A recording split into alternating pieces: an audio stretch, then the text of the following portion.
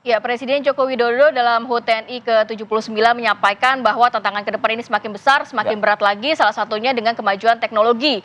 Ancaman cyber ini tidak main-main, bahkan beberapa negara juga mengalami pertasan yang juga berdampak terhadap geopolitik di dalam negeri maupun di luar negeri, begitu ya. Kita akan membahas hal ini dengan narasumber yang sudah hadir, sudah ada di studio Mas Pratama Prusada, pakar keamanan cyber, dan juga Mas Ridwan Habib, tenaga ahli utama KSP bidang keamanan. Selamat pagi, Mas Selamat Pratama. pagi Bapak-Bapak. Assalamualaikum.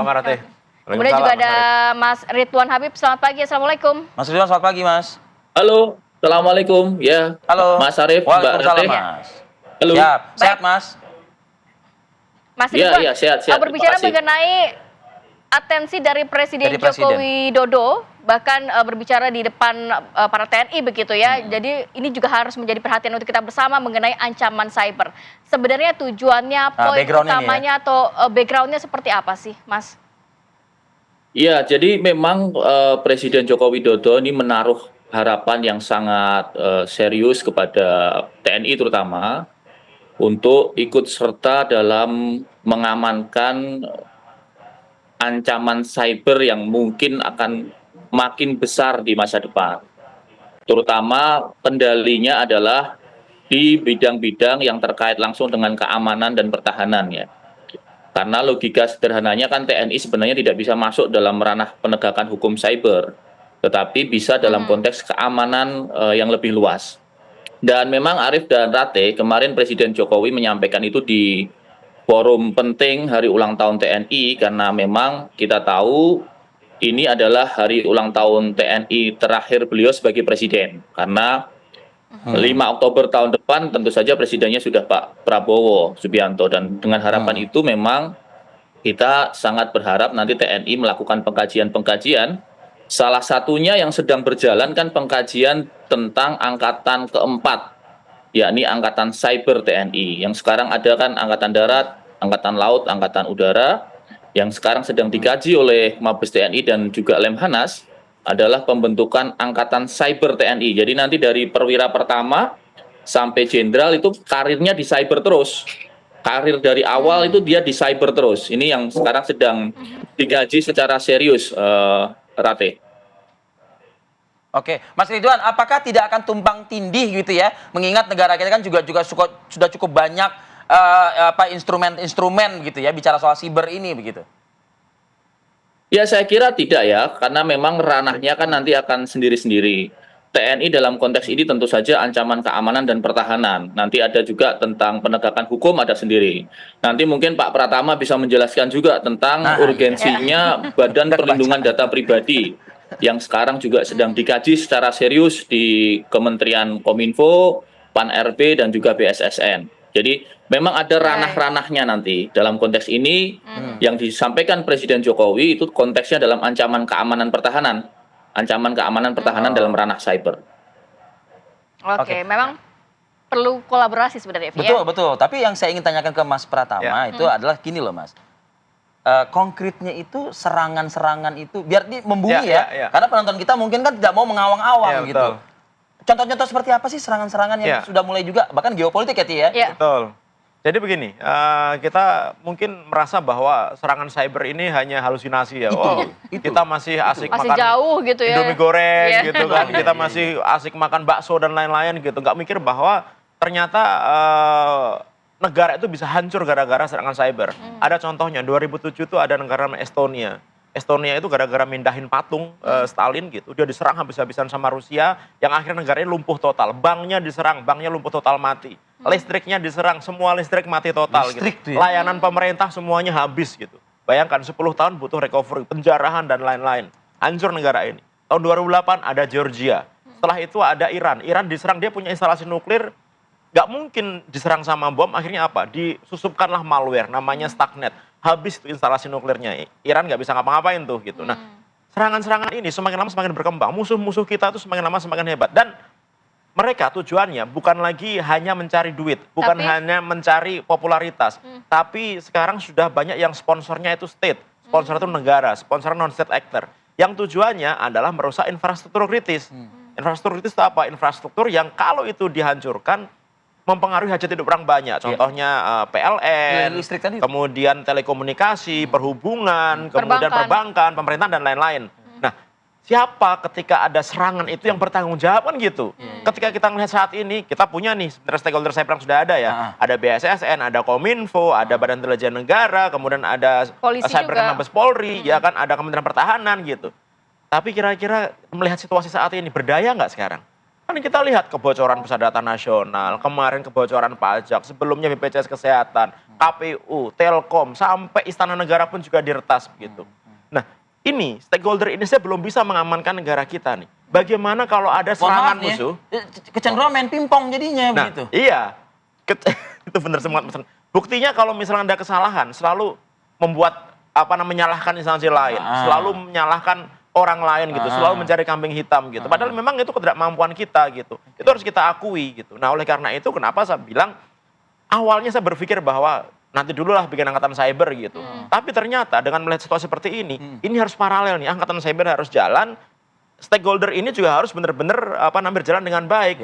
Nah, angkatan cyber ini kenapa kok harus dibentuk? Karena saat ini ancaman yang bisa menghancurkan negara itu kalau untuk Indonesia ya bukan kayak perang antara Israel Palestina, bukan Rusia Ukraina, nggak akan bom-boman. Bukan perang fisik ya. Menghancurkannya itu pasti akan menggunakan ancaman cyber. Kita pernah dites tahun 2017 ada malware namanya WannaCry gitu. Kena Rumah Sakit Dharma ya harapan kita. Itu begitu dia dialog untuk menyerangan, kita nyalain laptop ya Mas Arief ya. Nggak usah kita apa-apain, tiba-tiba langsung terinfeksi, semua filenya terenkrip, nggak bisa dipakai. Setelah itu ada NotPetya. Bukan hanya filenya yang rusak, tetapi sistem operasinya juga rusak. Jadi komputernya rusak total. Nggak usah diapa-apain gitu. Nggak usah kita klik apapun gitu. Nah, itu nanti akan menjadi ancaman kita. Bayangkan kalau misalkan semua bank seluruh Indonesia tiba-tiba rusak total.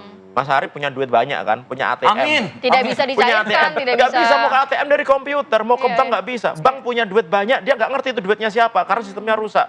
Kebayang nggak? Belum sistem pemerintahan. Saat ini Indonesia sedang besar-besaran ngomongin masalah digitalisasi. Semua pemerintahan, sistem pemerintahan dibuat digitalisasi. Kita membuat Inakuf dan lain-lain. Itu yang mau melindungi siapa? Nah, itu peran-perannya akan seperti apa? Kan ini sudah banyak begitu ya Mas ya? Betul. Nah, artinya adalah TNI perlu berperan di sini. Perlu melindungi negara kita ketika serangan itu sudah berniat menghancurkan negara kita. Dengan menghancurkan infrastruktur kritis. Tetapi tentu saja kita harus ingat, nggak bisa TNI berdiri sendiri. TNI nanti harus berkoordinasi dengan stakeholder yang adain supaya apa? Tidak terjadi penumpukan wewenang gitu. Harus ada pembagian yang jelas sehingga setiap institusi ngerti apa yang harus dikerjakan gitu. Oke, saya ingin ke Mas Ridwan ya Mas, ini pembagian ini nih Mas yang tentunya perlu ada semacam kayak istilahnya blueprint kah? Nah, gitu ya. Ada petnya, ada mapnya juga begitu Mas Ridwan, dijawabnya nanti. Kami akan kembali saat lagi. Ya langsung saja ke Mas Ridwan Habib. Mas Ridwan, gimana tadi menjawab tadi Mas? Siapa melakukan apa ya? Lalu di bagian mana ya kan? Karena ini perangkat-perangkat kita cukup banyak begitu. Blueprintnya harus jelas gitu loh Mas Ridwan ya. Mas Arief, ini penataannya sedang berjalan. Tentu saja pemerintahan Presiden Prabowo ini kan sinambung dan sinergis dengan pemerintahan Pak Jokowi. Ada beberapa yang sedang dirancang, misalnya Badan Perlindungan Data Pribadi, itu nanti akan mengamankan dalam ranah swasta ya, terutama berhubungan dengan pihak penyedia aplikasi. Nanti mungkin Mas Pratama bisa mengelaborasi itu lebih dalam. Yang kedua tentu saja penguatan BSSN, yang sekarang sudah setingkat menteri, nanti kemungkinan juga akan sama dan nomenklaturnya barangkali ada tambahan-tambahan penguatan di situ. Nah, yang ketiga yang masih memang dirancang tadi, angkatan keempat itu, angkatan cyber. Nah, memang ini perlu hati-hati, walaupun memang negara tetangga kita, Singapura, itu sudah punya angkatan cyber, yang mereka sejak perwira pertama itu sudah ada. Nah, nanti kita sedang bahas ini, sedang didalami Mas Arief, apakah memang bisa dalam waktu 2-3 tahun ini atau memang harus menunggu dulu.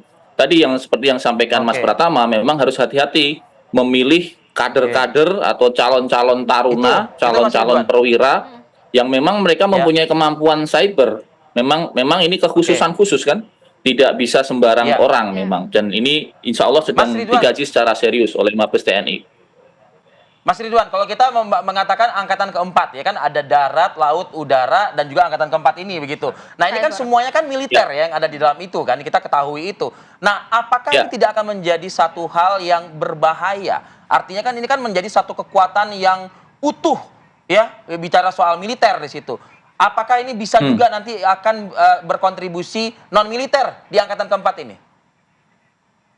Ya, tentu saja justru semakin kuat, semakin tangguh, semakin baik untuk Indonesia. Karena kan ini mengamankan Indonesia dari ancaman luar, ya. Tentu saja tidak ada fungsi-fungsi misalnya memata-matai warga negara itu tidak ada. Apalagi di era demokrasi hari ini kan semua serba terbuka, semua serba netizen itu bisa tahu segala hal sekarang. Dan kita tidak bisa lagi menutupi apapun, Mas Arief. Jadi memang tidak perlu dikhawatirkan. Justru makin kita kuat di cybernya, deterrence atau efek gentar kita di kawasan makin baik. Negara-negara besar sekitar kita akan menjadi segan dan respect gitu. Oke.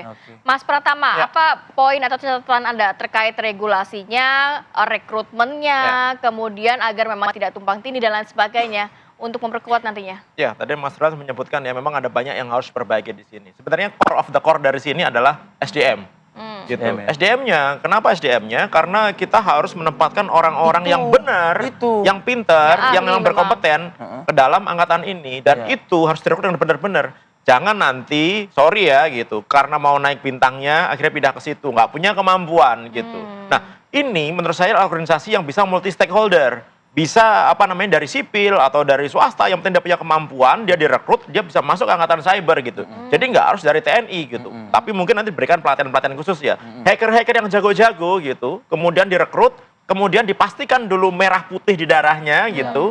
Kemudian bisa menjadi salah satu bagian dari angkatan cyber ini gitu. Jadi kalau hanya mengharapkan dari TNI saja, menurut saya agak jauh. Mungkin nanti 10-20 tahun lagi bisa. Tapi sekarang agak jauh. Kenapa? Karena ini akan dibentukkan gitu. Dan waktunya menurut saya kita berlarian dengan waktu nih. Kalau perkiraan saya mungkin sekitar 5 tahun, bisa sampai 10 tahun ini gitu. Oleh karena itu harus segera dimulai. Nah, apalagi yang perlu perbaiki masalah regulasi.